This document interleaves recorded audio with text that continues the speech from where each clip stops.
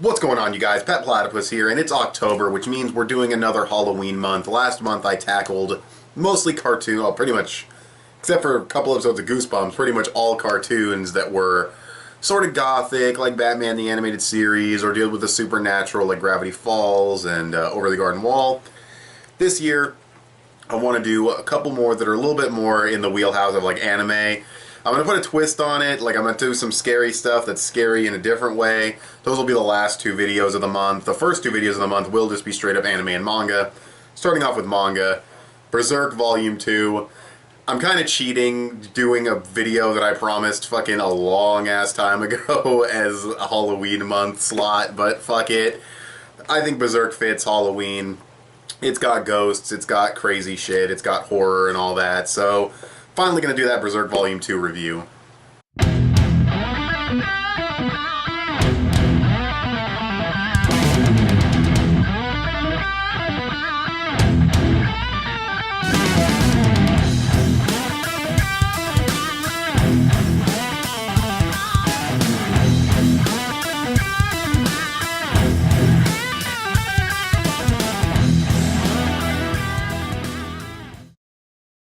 Okay, so to go through the events of this volume pretty quickly, it's only 2 chapters, but kind of a lot happens.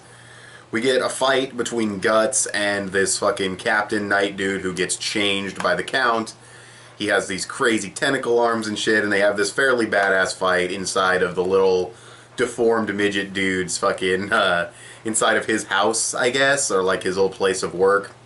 They manage to escape, but the dude does end up getting captured, and Guts doesn't want to save him. He's arguing with Puck about it, saying, nah, I'm not going to save this guy, but you can tell he's conflicted about doing so.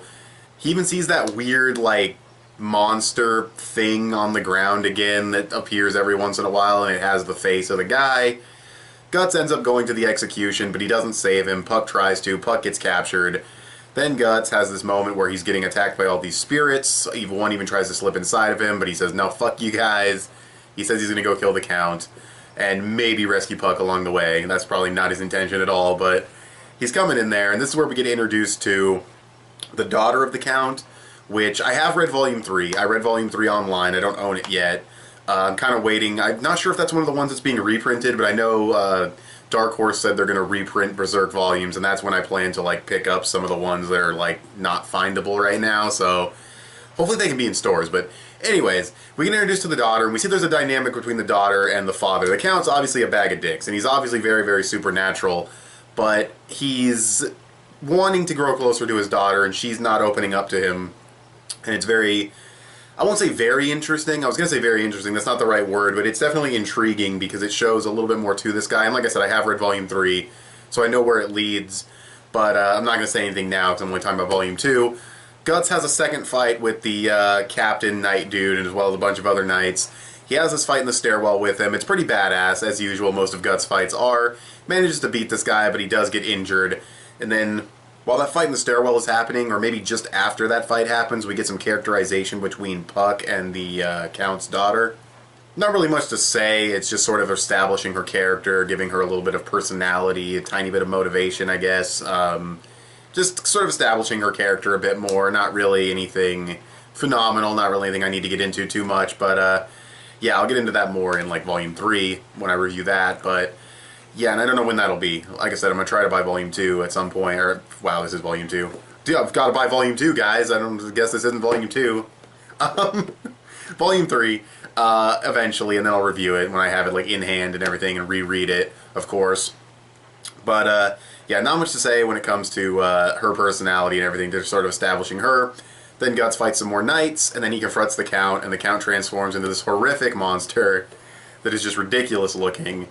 And Guts is not having a good time. He's getting smashed around a lot, not landing very many blows, and by the end of the fight, the Count's just like, nah, you can't do anything, no mortal man can do anything. And you even see the look on Guts' face. Guts almost has like this totally defeated look, which I think speaks volumes. And that's pretty much the end, actually. I think he takes a couple more hits, and then that's pretty much where it ends. So it ends on a pretty fucked up cliffhanger for that fight. I mean, the first volume ends on a cliffhanger too with the Bayolet, but this one was a lot more fucked up, I think, because it's like right in the middle of the action. But I read Volume 3, so that's cool. It does wrap up nicely, but very interesting way it wrapped up, especially if you've seen the Golden Age movies already. But yeah, so that's pretty much the volume. And what do I think of it? I think it's really, really good. Lots of good characterization on Guts, lots of good action, lots of good characterization on the side characters. I like that even though Puck is sort of like the silly, like, not mascot, but like the silly character that's sort of comedic relief, I like that he has a role to play in interacting with the daughter and, you know, telling her to, like, go outside, or I'm pretty sure he said something along those lines, or I know he went outside and he said he'd be back, of course. That's when all the hell breaks loose with the Count. But yeah, the fighting is good. I like that there's a little bit of strategy in there. The Count is a complete piece of shit, and you know that there's a little bit of humanity in him wanting to interact with his daughter more, but, you know, obviously that'll be explored more in Volume 3, so I can't say too much about it here. But it's good. I don't remember all the intricate bits of dialogue. I know they talk about the Bayolet a little bit in the beginning and sort of address what it does, sort of, but we get that when we get to the Golden Age stuff. So yeah, not much to say about this one, just more building of sort of the lore of the series with the Bayolet and everything, and it's all building up to something. It's, you know, it's building up to the big Golden Age arc, which has been adapted into movies and I've already seen, but I'll still review the manga versions when I get there. And yeah, hopefully I can get this out relatively quick. I believe they said they're going to do the reprints. Again, I don't know if Volume 3 is one of the ones that needs to be reprinted, but I know they're doing the reprints this month, so by like November I should have like a Volume 3 review for sure. I should have the money to pick up a couple of them at once, like 3 maybe, and then hopefully then I can have, you know, like maybe one video a month or something like that, or one video every couple weeks, which will give me time to buy more, just depends on if I have the cash. But yeah, it was really good. As far as artwork goes, once again, very, very consistent, very, very good looking art. You can tell what's happening in all the panels. Looks fantastic. I've heard from some people that, you know, the art gets like way, way, way better later on. I don't really care. The art now is really, really fantastic in these volumes, and if it gets even better, that's great. And yeah, and then also the pacing's really, really good as well. Once again, just like with the first volume, maybe it's because I've never read this before, but like when I'm rereading One Piece or like Dragon Ball, which I was doing for a while, I can read a few chapters of Dragon Ball. They're quick reads. I can read maybe a couple chapters of One Piece, about 40 pages, and I'm like, alright, I'm done. This is like the whole book, just boom, in one sitting if I have the time, because it's just so engaging. It's a good page turner. It's really, really well paced. So yeah, and it's only 2 chapters, but they're obviously very long. I think this volume's actually a little bit thicker than most fucking weekly series volumes, so that's kind of crazy.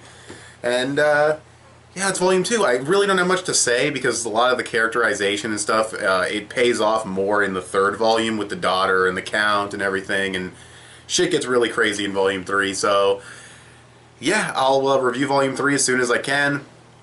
But this was my first video for Halloween month, sort of just me playing catch up on long overdue videos. I do apologize for that. The next one will be not cheating like that. The next one will be a review of sort of a anime season, 9 episodes of an anime season, and that's sort of your hint for what it's going to be, and that'll be next week. And then the following 2 after that I'm not going to give any hints on just yet, but those should be fun. Those should be really fun to do. But anyways, with all that being said, what do you guys think of the 2nd volume of the Berserk series? This whole, like, Count portion of the Black Swordsman arc. What are your guys' thoughts on it? I have read volume 3, so you can maybe mention stuff about that if you want to in the comment section below, but don't go any further than that. I don't want to be spoiled. But comment what you want in the comment section below. You can follow me on Instagram or add me on PSN. I'm petplatypus on both. You can also give this video a thumbs up and share it on social media. Both those would help me out a lot. Subscribe if you haven't already, if you like what you see in here. I want to thank you guys for watching, and I'll talk to you guys later. Bye.